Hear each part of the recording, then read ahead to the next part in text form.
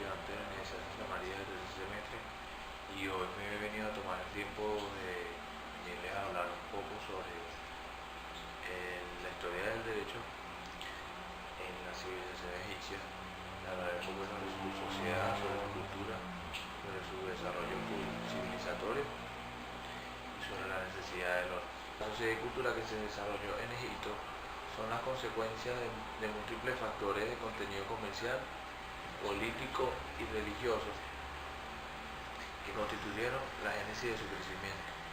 El Nilo, el cual tenía mayor impacto geográfico en la antigüedad, facilitó los contactos comerciales primitivos entre los primeros pobladores y los pueblos aledaños. El único utensilio primario fue el hacha de mano de piedra, aproximadamente en el año 40.000 a.C. Usaban cáscara de huevos de avestruz como recipiente. Los territorios donde crecerá la civilización estarán circundados por los desiertos orientales y occidentales, ambos al lado del Nilo. Desde los inicios de la civilización egipcia, el templo solar de Niuerre guarda la famosa Cámara del Mundo, en la cual se resumen los conocimientos de la época sobre las estaciones y los ciclos agrarios. Las etapas del antiguo Egipto muestran en cada faceta del tejido social aspectos significativos del nacimiento del derecho. Importa para comprender los momentos de la evolución histórica de la idea de justicia y derecho, comprender cuáles son los momentos más importantes que divide la historia de Egipto en las 7 etapas. Comenzamos con el periodo tinita, cuya capital fue Tinis, del 3100 al 2800 a.C. Se inicia en la unificación de los reinos del Alto y Bajo Egipto. También está el reino antiguo, cuya capital fue trasladada a Menfis, del 2800 a 2200 a.C. Encontramos que se fortalece el poder del faraón, siendo capaz de encarar la construcción de grandes obras. El primer periodo intermedio, que abarca de 2200 a 2050 a.C., época de crisis y de división del reino, generada por el abuso de poder de los monarcas y los gobernantes de las provincias, por invasiones de pueblos. Continuamos con el Reino Medio, que ubicamos entre el 2050 a 1750 a.C., en el que se trasladó la capital a Tebas. Encontramos que se produce la reunificación de Egipto y el fortalecimiento del poder del faraón. El periodo intermedio, que lo ubicamos entre 1750 a 1580 a.C., el Valle del Nilo sigue en manos de los reyes egipcios, mientras que en el delta existe un gobierno extranjero y los invasores han llegado por el denominado corredor sirio-palestino. Los hicsos, semitas dirigidos por algunos jefes indoeuropeos que se trasladaron a Egipto como consecuencia de la primera invasión indoeuropea, vale la redundancia, al cercano oriente. El Imperio Nuevo, ubicado entre 1580 a 1085 a.C., fue una época de gran expansión territorial. Los faraones conquistaron el corredor sirio-palestino para evitar nuevas invasiones. También incorporaron a Sudán al sur de su territorio. Alrededor de 1200 a.C., Egipto rechazó la invasión de los pueblos del norte y del mar, poblaciones de distinto origen desplazadas por pueblos de la segunda invasión indoeuropea. El tercer periodo intermedio o época baja, ubicada entre el 1085 a 712 a.C., periodo en el cual se produce una nueva crisis política caracterizada por la existencia de gobiernos paralelos en el Alto y Bajo Egipto, rebeldías en los nomos y la dominación de libios y sudaneses. Por última, la denominada época tardía, ubicada entre los fines del siglo VIII y fines del siglo I. Entre los aspectos más significativos del gobierno del Egipto antiguo, encontramos una monarquía hereditaria y despótica que disponía de los súbditos como si se tratasen de animales. Existía una reglamentación rígida desarrollada por normas consuetudinarias y sobre todo por la influencia de la clase sacerdotal que se extenderá por todas las etapas de la historia de la civilización. En este sentido, los reyes debían subordinarse a las decisiones del clero. El régimen de la vida de los reyes se encontraba definitivamente regulado en todos los aspectos sociales, económicos, políticos y religiosos. Leyes regulaban la alimentación, el atuendo, las horas de trabajo, descanso y culto religioso. El gobierno estaba dividido en provincias, los llamados nomos, regulados por gobernadores dotados de amplios poderes y con la misión de recaudar los impuestos amparados por la supervisión y autoridad del rey.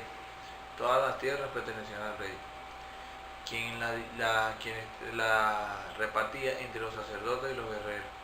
Fue visible en la historia del antiguo Egipto el establecimiento de colonias extranjeros a quienes se dotaba de terrenos para asentarse y hacer vida. Con respecto a la sociedad, esta se dividía en castas sociales, que no poseían un carácter rígido, toda vez que podían contraer matrimonio los individuos pertenecientes a una casta con los de otra clase. Los hijos pasaban a la otra clase por medio de la herencia. La estratificación social más cara, los privilegios frente al derecho y al poder fueron los sacerdotes, los agricultores, los guerreros, los artífices o artesanos. Los egipcios creían en la inmortalidad del alma y en una vida futura de premios y castigos. Posterior a los juicios de un tribunal presidido por Osiris, el Egipto común tenía una idea clara del bien y del mal, reflejado en un tribunal divino en donde Osiris fungía de juez junto a otras deidades como Ofda, y entre los papiros encontrados en las tumbas de Tebas está el denominado libro de los muertos, donde se maneja la idea de una segunda vida y un juicio final. Existía un tribunal, según el libro, en el cual Osiris se encontraba sentado junto a un secretario y 42 jueces subalternos. Osiris sostenía una balanza en la cual se colocaba el alma pesada por una estatua de la justicia divina, puesta en otro platillo, custodiada por el dios Anubis. Los jueces subalternos procedían a emitir su veredicto por separado. Si en el proceso el alma es declarada indigna de ser admitida en el cielo egipcio, es ahuyentada en la región de las tinieblas para que encarne en el cuerpo de un animal que representará sus bajos instintos. En cambio, si fuere declarada limpia, se unía a lo elegido. Esta creencia de ultratumba, que caracteriza la cultura egipcia, es una demostración fidedigna de la existencia de la imaginación social, de un contraste entre el bien y el mal. Como hemos hablado de la evolución histórica, es difícil descubrir una serie de misterios que envuelvan a la civilización egipcia, toda vez que al desaparecer registros del tipo de lenguaje que utilizaban, las traducciones de los descubrimientos arqueológicos pierden solidez y la cultura egipcia se va a desarrollar en el periodo denominado protodinástico, y al igual que los monumentos dejados en los templos y tumbas, cabe destacar que según la interpretación de la historia y la evolución, desarrollo o extinción del derecho, las civilizaciones antiguas entraron en el proceso de decadencia cuando las estructuras jurídicas dejaron de cumplir los fines del orden y estabilidad para los cuales fueron creados. También ya existía ese símbolo de representación, por lo cual existían funcionarios que representaban la deidad del rey y llevaban títulos que representaban la responsabilidad directa privativa del faraón, como lo eran el inspector de heredad del palacio, el inspector de todas las obras del rey o el portasello del rey del Bajo Egipto. Como indicamos al inicio, la escritura marcará un notable signo de progreso en Egipto, ya que señalaría una manera de registrar el pensamiento. Originalmente se emplearían 2000 símbolos pictográficos que representaban formas humanas o animales, o exclusivamente geométricas, en donde se dará cuenta de la organización jerárquica y política de la cima. Como es de suponerse, encontramos al faraón, quien gobierna la vida de los egipcios, luego la deidad, que lentamente ocuparán un espacio importante en la vida espiritual de la sociedad, luego los sacerdotes y la burocracia. Por debajo están las clases de los soldados, los artesanos y los trabajadores. También hemos ya hablado de la historia del derecho y su evolución en la civilización egipcia. También se encuentran las manifestaciones jurídicas, que es lo más que todo también importancia en la evolución del derecho, como lo es un contrato de compra-venta como un asiento registral y la de posición de testigos, no diferente a los que existen en la realidad, que aún existen, pues. Es uno de los hallazgos más significativos que se han encontrado en el Antiguo Egipto y se dicen de la existencia de un derecho civil, mercantil e inmobiliario de la antigüedad. Bueno, con esto concluyo la historia y la evolución del derecho en la civilización egipcia y también, bueno, estudiamos un poco sobre su sociedad, sobre su cultura y sobre su necesidad de crear orden en la sociedad mediante creencias, bien sea psicológicas, creencias espirituales, culturales, que eran ya obligatorias, así como también hablamos del juicio que se dice en el libro de los muertos. Y esto era más que todo muy espiritual el orden que tenían en la sociedad para ese entonces.